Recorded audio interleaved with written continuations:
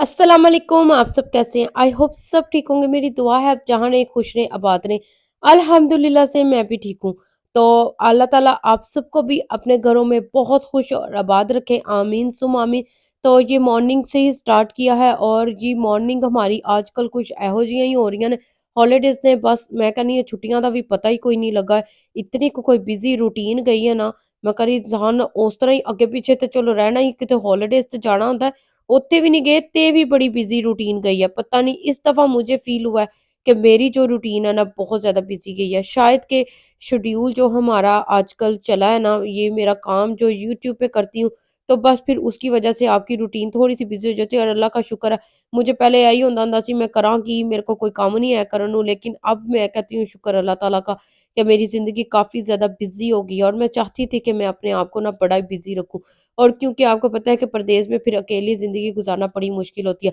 तो चलो जी आइयो ब्रेकफास्ट ਦੇ ਵਿੱਚ ਇੱਕ बड़ा ही ज़बरदस्त ਤੁਹਾਨੂੰ आइडिया भी देन लगी हाँ, ये ਤੁਹਾਨੂੰ रेसिपी भी देंगी और ये इसे मिस्सी रोटी कहते हैं ना या चिली पराठा, तो उसकी रेसिपी आज मैं आप लोगों के साथ शेयर करती हूँ। तो ये देखिए एक आटे ਦਾ पेड़ा ਲੈ ਲਵੋ ਤੇ ਉਹਦੇ ਤੇ ਜੀ बेल दो ਉਹਨੂੰ ਚੰਗੀ ਤਰ੍ਹਾਂ और एक रोटी बना लो तो बटर मेल्ट कर ले और मेल्ट करके तेरे उत्ते इस तरह डाल के और कुछ सूखा आटा जीरा वो ऊपर थोड़ा जा इस तरह छिड़क दो। तो बस ये जो मैंने मसाला बनाया ना इसमें डाला है फ्रेश धनिया, चॉप किया हुआ अनियन, चॉप किया हुआ सूखा धनिया, कसूरी मेथी, नमक, मिर्च, चिली फ्लेक्स। बस इसका एक इस तरह से मसाला बनाएं और रोटी दी जिस तरह बेली हुई है और ऊपर इस तरह डाल दो और फिर खुश्क आटा जीरा वो ऊपर डाल दो। ते बस फिर ਇਹਨੂੰ ਥੋੜਾ ਜਿਹਾ ਪ੍ਰੈਸ ਕਰਕੇ ਔਰ ਛੁਰੀ ਦੀ ਮਦਦ ਨਾਲ ਇੰਜ ਕੱਟ ਲਾਓ ਬਸ ਕੱਟ ਲਾ ਕੇ ਤੇ ਰੋਲ ਕਰੀ ਜਾਓ ਜਿਸ ਤਰ੍ਹਾਂ ਰੋਲੀ ਪੋਲੀ ਹੁੰਦਾ ਨਾ ਬਸ ਉਸ ਤਰ੍ਹਾਂ ਕਰ ਕਰਕੇ ਤੇ ਇੱਕ ਇਹਦਾ ਜੀ ਪਰਾਠਾ ਬਣਾਉਣਾ ਹੈ ਮਸਲਨ ਕਿ ਇੱਕ ਪੇੜਾ ਬਣਾ ਲਓ ਇਹਦਾ ਔਰ ਉਹ ਪੇੜੇ ਨੂੰ ਦੁਬਾਰਾ ਪਿਆਰ ਮੁਹੱਬਤ ਦੇ ਨਾਲ ਦੁਬਾਰਾ ਬੇਲ ਲਵੋ ਤੇ ਮੈਨੂੰ ਤੇ ਲੱਗਦਾ ਪੇੜੇ ਕੋਈ ਮੇਰੇ ਕੋਲੋਂ ਇਤਨੇ ਕੁ ਬੜੇ ਹੁੰਦੇ ਨੇ ਨਾ ਕੋਈ ਵੱਡਾ ਜਿਹਾ ਪਰਾਠਾ ਪੱਕਦਾ ਜਾਂ ਤੇ ਇਹਨੂੰ ਮਿੱਸੀ ਰੋਟੀ ਵੀ ਕਹਿ ਸਕਦੇ ਹੋ ਤੇ ਜਾਂ ਫਿਰ ਇਹਨੂੰ ਤੁਸੀਂ ਕਹਿ ਸਕਦੇ ਹੋ ਜੀ चिली पराठा बड़ा ही डिलीशियस रखदा है बनदा भी बड़ा ही अच्छा है। अज ते सच्ची पाकिस्तान दे विच जिहड़ियां तंदूर दे विच रोटी लगांदे ने ना मिस्सी रोटी मुझे ना इसका टेस्ट सेम वैसा लगा था। पता नहीं हुण जदों तुसीं बनाओगे तुहाडा किहो जिहा लगेगा लेकिन बड़ा ही अच्छा ये चिली पराठा बना था। मैंने अपने लिए ही बनाया था, हस्बैंड मेरे ज़्यादातर पराठे खाना पसंद नहीं करदे ते उन्हां दी कसर जिहड़ी ना सारी मैं पूरी कर लैन्नी आं। मुझे होता है कि पराठे और होना चाहिए, चाय होनी चाहिए, अचार होना चाहिए, नाल अगर कोई दाल बनी है ते होना चाहिए। लेकिन मैं हर रोज़ बिल्कुल भी नहीं खाती हूँ। जितनी हॉलीडेज़ गुज़री हैं ना ज़्यादातर वही मेरा एग एक होता है और साथ में जी होते हैं जी या टोस्ट ले लेती हूँ या बॉइल्ड एग ले लेती हूँ या बीन्स ले लेती हूँ। बस यही खाती रही हूँ हेल्थी क्योंकि मुझे था कि मैं इतनी ज़्यादा वॉक पे नहीं जा रही हूँ तो फिर मेरा वज़न बढ़ जाएगा तो फिर प्रॉब्लम होएगी ਉਹਨੂੰ ਘਟਾਉਣਾ क्योंकि हेल्थी लाइफस्टाइल भी नाल-नाल रखना बड़ा ही ज़रूरी है। और ये देखिए जी मैंने फिर वही मेल्टेड बटर इसके ऊपर लगाया बस फिर ਇਹਨੂੰ ਪਲਟਿਆ ਇਸ ਤਰ੍ਹਾਂ ਪਲਟਣਾ ਹੈ ਆਰਾਮ ਨਾਲ ਤੇ ਫਿਰ ਬਸ ਫਿਰ ਇਹਨੂੰ ਚੰਗੀ ਤਰ੍ਹਾਂ ਪਕਾਉਣਾ ਹੈ ਚਾਰੋਂ ਤਰਫੋਂ ਔਰ ਕਿਰੇ-ਕਿਰੇ ਨਾਲ ਹੁੰਦਾ ਜੀ ਜਦੋਂ ਤੁਸੀਂ ਪੇੜਾ ਜਾਂ ਪਰਾਠਾ ਬਣਾ ਕੇ ਤੇ ਤਵੇ ਤੇ ਪਾ ਲਓ ਤੇ ਬਸ ਫਿਰ ਮੈਂ ਉਹਨੂੰ ਇਸ ਚਾਰੋਂ ਸਫੇਰੀ ਘੁਮਾ ਹੀ ਰੱਖਣਾ ਹੁੰਦਾ ਕਿ ਉਹਨੂੰ ਸੇਕ नहीं लगन देंदी। पता नहीं क्यों होता है मेरे साथ ਤੁਹਾਡੇ ਨਾਲ भी कुछ ਹੁੰਦਾ ज़रूर दसना। और मुझे लगता है कि यहाँ यूके में बहुत ज़्यादा पराठे देसी नाश्ता ना शौक से किया जाता है।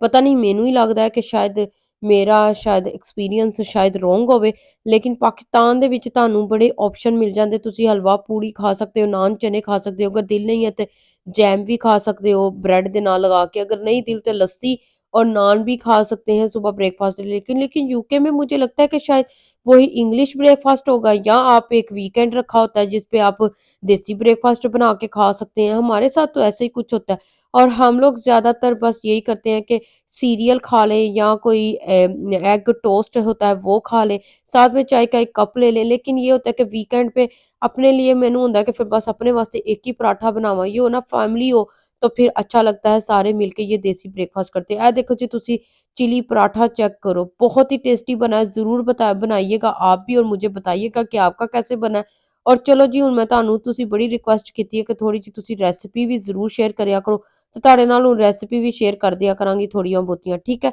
और आप वैसे भी देखते ही रहते हैं कि मैं क्या-क्या डाल रही हूँ लेकिन मिकदार नहीं बताती हूँ। तो बेटी ने तो चिली पराठा नहीं ना खाना सी, ਉਹਨੇ ਫਿਰ प्लेन पराठा ते ऑमलेट नमक मिर्च वाला खाना सी। मैंगो भी वो आ गया, वो कद्दू आ गया। What's good do? ये एक लेना, हाँ एक ले लो बस। चलो रखो इसमें। Aren't you gonna put it in the bag? हाँ नहीं, बैग च चल इंज ही रख ला। देखो लसूड़े भी आ गए। मुझे बैंगन भी चाहिए ना, मैंने बैंगन पकाने हैं।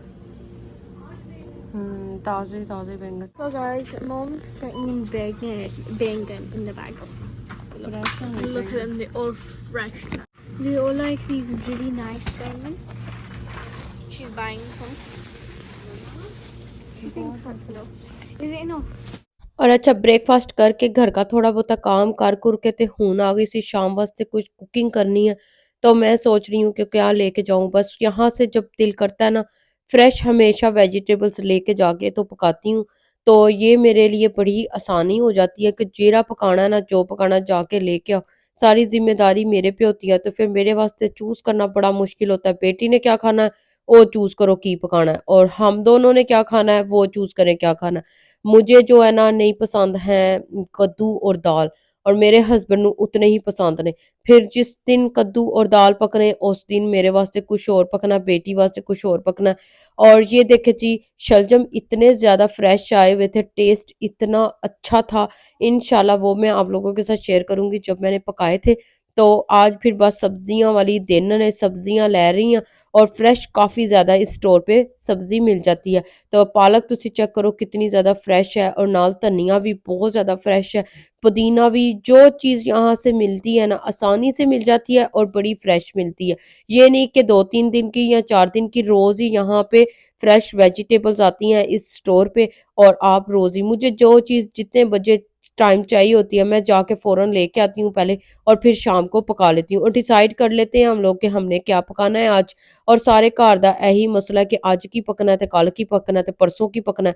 सवेरे नाश्ता कर लिया ते दोपहर नूं की पकना है, दोपहर नूं खा लिया ते शाम नूं की पकना है। सारे घर दी यही कहानी है। मैं समझदी सी शायद मेरे घर दी है, लेकिन जदों शादी होंदी है लड़की दी ते फिर पता लगदा है कि वाकई जिम्मेदारियां फिर जिम्मेदारियां ही ने। और उसके बाद जी मैंने आज करना था अपने पूरे किचन के जो कैबिनेट है ना उनको पॉलिश। और ये मैं रोज ही करती हूँ, शाम के टाइम कर लूँ या दिन के टाइम कर लूँ, जब भी कर लूँ तो मैं ज़रूर करती हूँ, क्योंकि सारा दिन के आपके हाथ लगे होते हैं। तो मुझे होता है कि शाम को ना फिर कुकिंग करके करूँ, या मॉर्निंग में पहले कर लूँ और फिर शाम को दोबारा कर लूँ, क्योंकि फिर ये ज़्यादातर ग्लोस के हैं तो ये हाथ लगते हैं ना तो बड़े ख़राब हो जाते हैं। और मेरा फिर दिल बड़ा होंदा है कि मैं इसको ना प्रॉपर क्लीन करके रखूँ। और ये देखो जी इंज ही चमकदे हो रहे होंदे ने।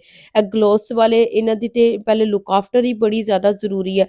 दूसरा कि ये काम बड़ा मांगते हैं। एक तुहाडे हत्थां दा कमाल है ते दूजा तुहाडे स्प्रेयां दा कमाल होंदा जिहड़े तुसी यूज़ कर रहे हो। और इसकी एक पॉलिश जो मैंने आप लोगों को पहले दिखाई है ना, वही यूज़ करनी पड़ती है तब जाके ये क्लीन होते हैं।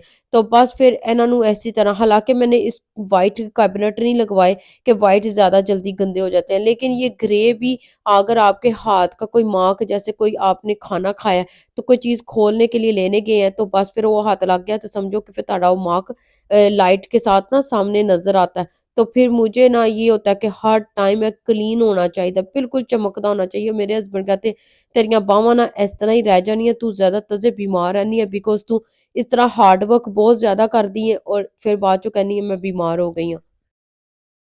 और मैं जी यही कहती होती हूँ अपने हस्बैंड को कि हम लोगों ने बड़ी मेहनत से ये घर बनाया है, तो क्यों ना इसको नीट एंड क्लीन और हर टाइम साफ सुथरा करके रखा, क्योंकि इस घर को बनाने के लिए हम लोगों ने बड़ी मेहनत की है।